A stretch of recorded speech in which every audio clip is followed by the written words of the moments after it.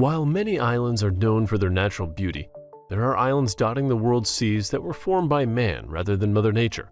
Some of these man-made islands were created for flood protection, some were developed for tourism, and others serve as wildlife sanctuaries.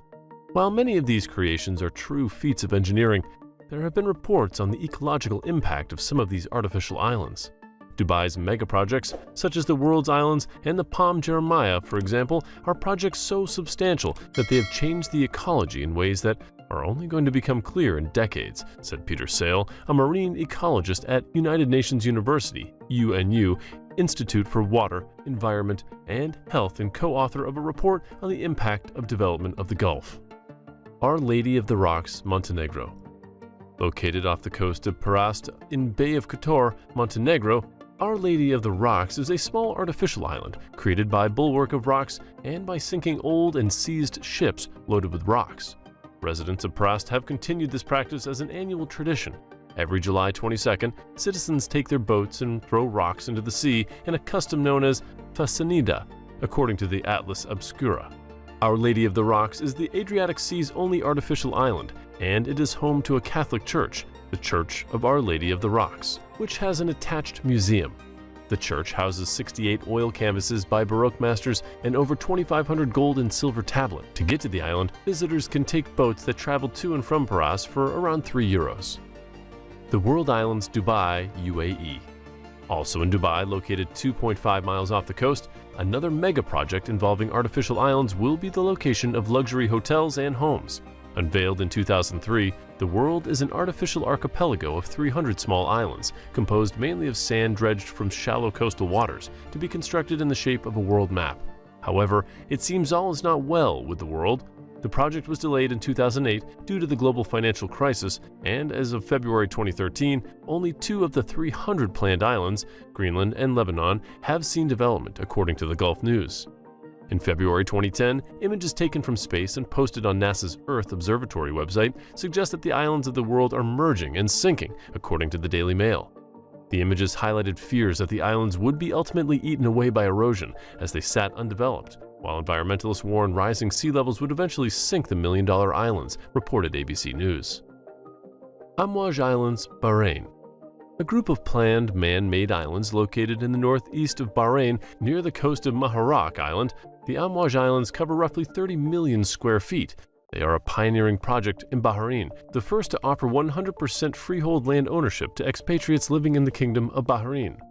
The Amouage Islands project began in 2002. Islands were reclaimed from the relatively shallow seas to the northeast of Muharraq Island, the northernmost island in Bahrain.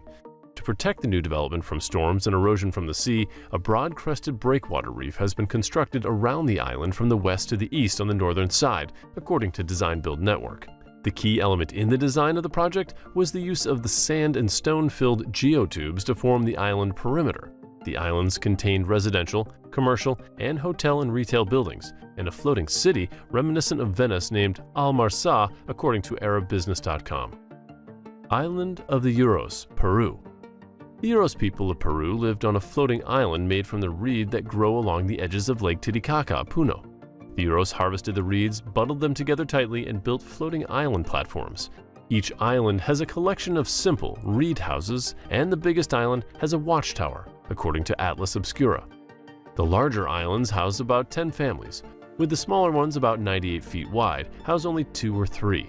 According to the Spanish Ministry of Industry, Energy and Tourism report on Puno, the Uros Islands sit at 1,246 feet above sea level and are about 3 miles west from Puno Port.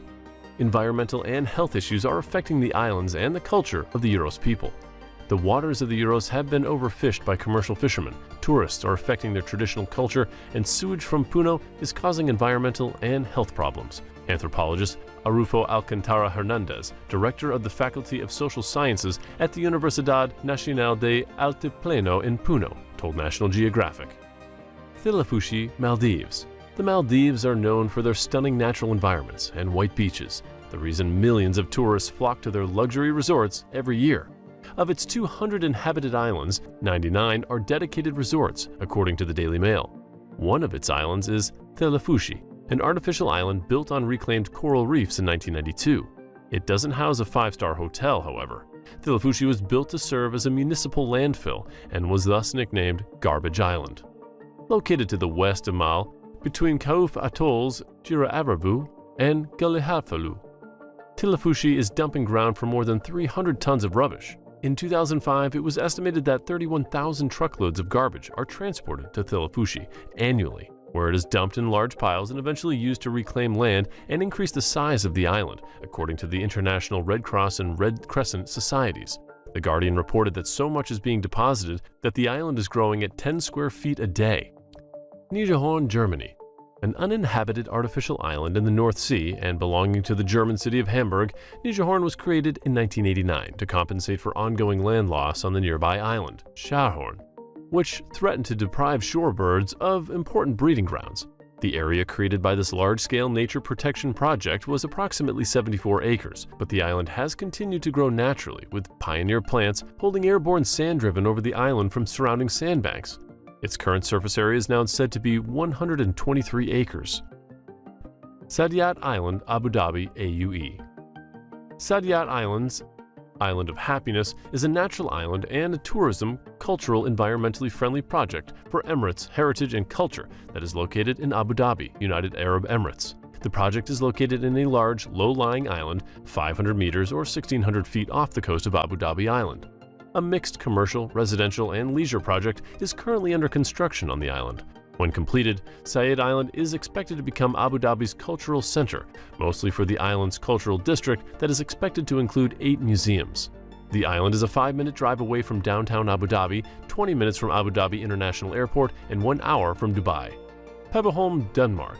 The construction of the Øresund Bridge connecting Denmark with Sweden included the construction of Pemberholm, an artificial island in the Danish side of the Øresund. The island was built to serve as a crossover point between the tunnel and the bridge.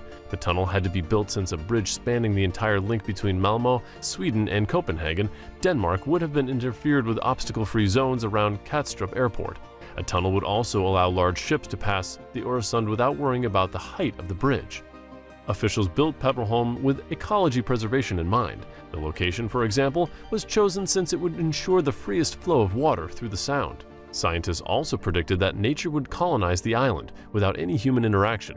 Only biologists are allowed beyond the freeway and railway routes. As of June 2007, scientists from the Biological Society of Lund had registered 454 species of plant on the island. The island is also home to 8 to 10 breeding species of birds and rare spiders, according to Birds of Denmark, and 2 important railway lines are at risk. Flevopolder, Netherlands. The Flevopolder is an island polder forming the bulk of Flevoland, a province of the Netherlands. Created by land reclamation, its northeastern part was drained in 1955 and the remainder, the southwest, in 1968. Unlike other major polders, it is surrounded by lakes and below sea level channels. By some definitions, it is the world's largest artificial island. Levees, dikes, and pumping were used to drain the land. The polder's name referenced the ancient lake Flevo.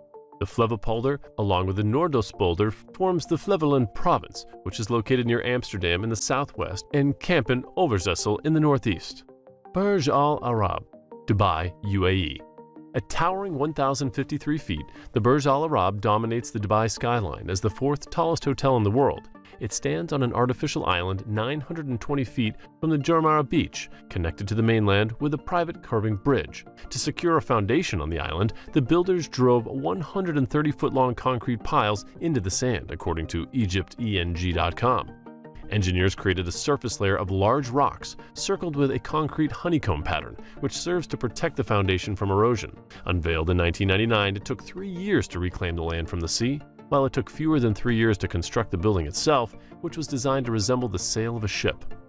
The Burj Al Arab houses some of the most expensive hotel suites in the world. All suites are arranged over 2 floors and have whirlpool baths, living and dining areas, and dedicated butlers, according to CNN. One of the suites, the Royal Suite, costs about $18,716 per night. In summary, these island megaprojects are redefining the concept of land use and urban development, offering visionary solutions to contemporary challenges and paving the way for a substantial and interconnected future.